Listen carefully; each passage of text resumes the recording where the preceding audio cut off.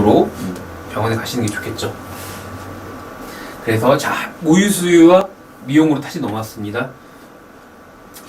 사실 이거예요. 자, 수유 경험이라는 게 나왔는데 얘는 유방처짐과 관계 없다는 거야. 무슨 말이냐면 유방처짐과 관계 있는 거는 이제 흔히 이제 굉장히 유명한 논문에서 나온 건데 어쨌든 그런 조사를 해보니까 연구를 해보니까 나이나 흡연 여부가 좀 특이하게 들어가 있고요. 흡연을 하면은 가슴에 유방처짐이 생긴다.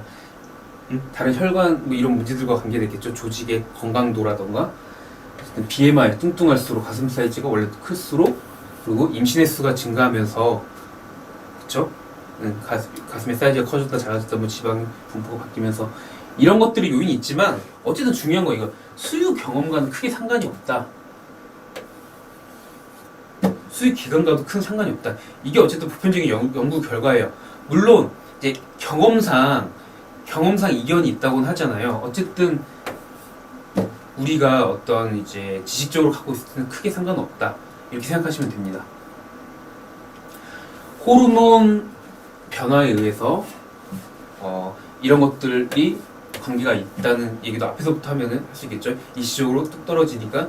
그러니까 아까 그 이제 적분비 호르몬이 계속 바뀌잖아요. 그러니까 이게 유선 조직이 커졌다 작아졌다 하면서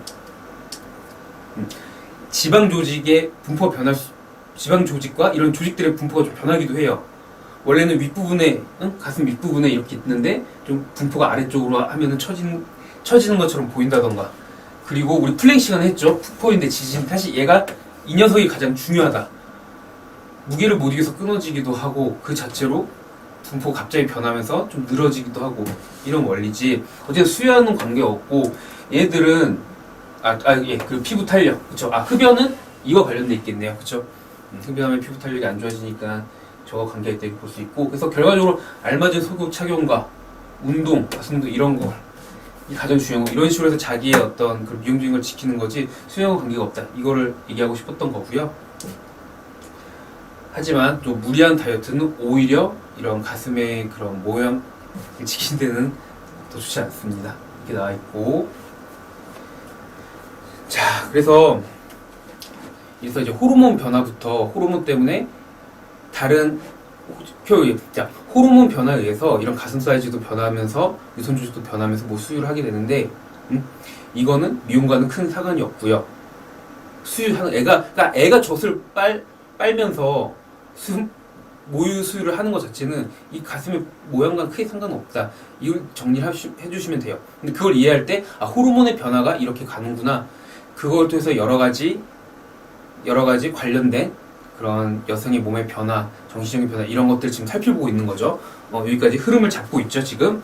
그래서 산육기 심정 문제도 역시 호르몬과 관련된 거겠죠. 흥분, 두려움 뒤에 공허, 아이를 낳는 또 불편감, 피로감, 불안감 이런 거에 심정 문제이고 매력이 떨어질 것에 대한 두려움이 나오고 이거 연구 결과에서 나오고 있는 게 복적으로 특히 요즘 현대시대 여성들은 내가 이제 출산하고 나서 몸매라던가 매력이 떨어질 것에 대한 두려움을 갖고 있고 그게 스트레스로 작용하고 있다.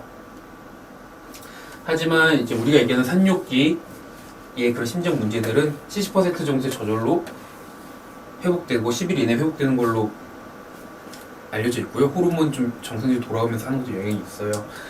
자, 근데 한 가지 자살이나 타살 사고는 가끔 이런 얘기도 나오죠. 정신과적 응급이에요. 이건 우울증도 마찬가지고 의학적으로 응급상황 뭐 협심증, 뭐 장천공 막 이런 응급상황들 있잖아요. 뇌출혈. 근데 이제 우리가 정신과적으로는 내가 자살하고 싶다 아니면 남을 죽이고 싶다 이거는 정신과적으로 우리가 응급상황이라고 생각을 합니다. 이거는 본인도 알아두시면 이제 상식적으로 알아두셔도 많이 도움이 될 거예요. 어쨌든 뭔가 죽고 싶다 생각을 하는 거는 정식적으로 응급상황으로 우리가 칩니다. 응급상황은 뭐냐면은 거기서 구제해 줄 수 있다는 뜻이에요. 적절한 조치를 통해서 구제할 수 있다. 이게 응급상황이고 그냥 두면 안 좋은 경과를 볼 수 있다 이거고요. 그래서 아까 매력이 떨어질 것에 대한 두려움에서 가장 중요한 거 체형, 비만 이런 얘기들이죠. 그래서 일단은 필수적이에요. 뭐가 필수적이냐? 뭐가 필수적이냐? 체중이 임신기간 동안 느는 거는 필수적인 거예요. 너무 당연한 건가?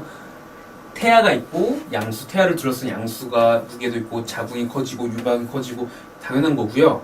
다만 이제 기존과의 지금 상식, 여러분들이 특히 우리나라에서 전통적으로 갖고 있는 상식이 약간 다른 거는 우리가 임신 중에 신체 활동은 오히려 권장됩니다. 여러 가지 다른 요소에 의해서도 꼭 체중 관리 조절뿐만 아니라 체중과 관련해서는 지장 없다고 돼 있어요. 유산이나 태아병증이 일어나는 걸로 되지 않습니다. 그래서 걷기나 수중 에어로빅 이런 거는 오히려 요즘에는 권장되고 있어요.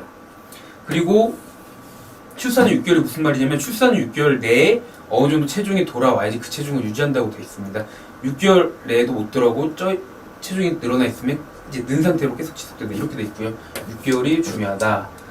그래서 이제 우리나라에서 특히 전통적으로 출산 전후로는 완전히 안정을 취하고 뭐 이런 게 이제 보편적인 생각이잖아요. 꼭 그렇지는 않다는 거. 그거 하나를 캐치하시고요. 생활습관.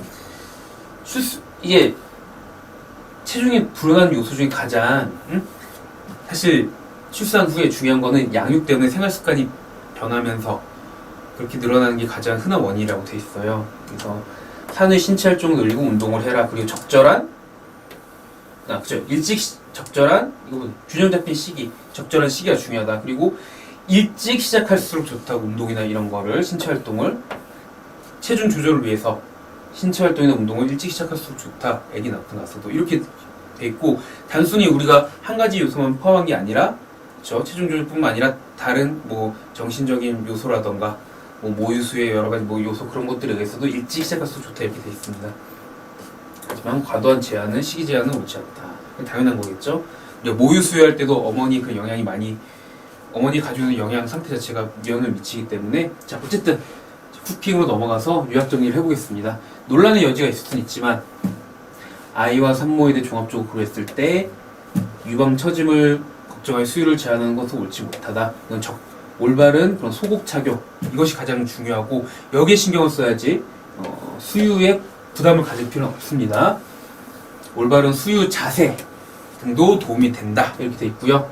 수유 중 열감, 통증 등이 발생하면 수유는 중단하지 않고 반나절 정도 관찰 호전되지 않으면 진료를 보도록 한다. 아까 유방염 얘기했죠. 출산 후 6주까지를 산육기라고 하는데 출산과 함께 호르몬의 급격한 변화 대부분 떨어지는 거 신체적, 정신적 문제들이 발생하게 되는데 산후통, 탈모 등이 있고 정신적 문제는 우울증 등을 들 수가 있다.